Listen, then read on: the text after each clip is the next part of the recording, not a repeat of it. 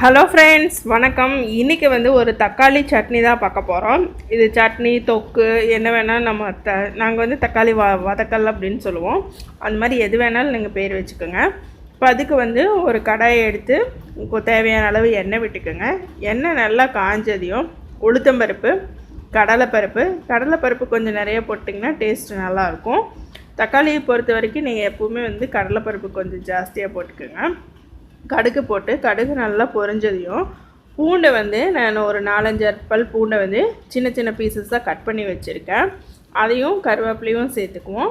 சேர்த்துட்டு அப்புறம் வெங்காயம் வந்து பெரிய வெங்காயமும் நறுக்கி வச்சுருக்கேன்.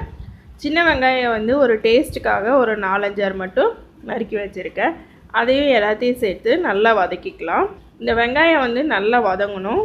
அப்போ தான் வந்து தக்காளியோடு இதாகும்போது நல்லா சாப்பிட்றதுக்கு வந்து டேஸ்ட்டு நல்லாயிருக்கும். இது எண்ணெயிலே கொஞ்சம் நேரம் நல்லா வதக்கி விடுங்க. அதுக்கப்புறமா இது வந்து ஒரு 5 தக்காளி எடுத்து வச்சுருக்கேன்.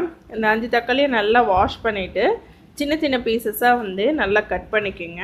அதாவது குட்டி குட்டியாக கட் பண்ணிக்கோங்க. நல்லா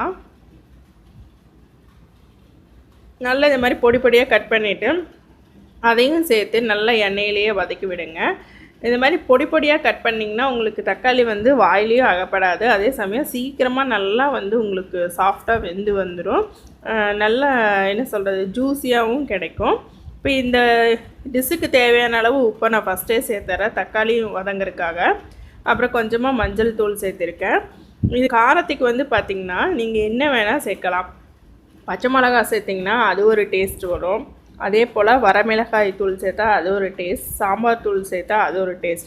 இந்த மாதிரி அப்புறம் பச்சை மிளகாய்க்கு முதல்ல தாளிக்கும் போதே வரமிளகாய் போட்டு தாளிச்சிங்கன்னா அது ஒரு டேஸ்ட். இது ஒவ்வொன்றும் நீங்கள் போடுற பொருளை பொறுத்து இந்த தக்காளி டிஷ் வந்து மாறும், அந்த டேஸ்ட் வந்து மாறும். நான் இன்றைக்கி வந்து மிளகாய் தூள் சேர்த்துருக்கேன். சேர்த்து நல்லா கலந்து விட்டுட்டு ஒரு மூடி போட்டு சிம்மில் வச்சுக்குங்க.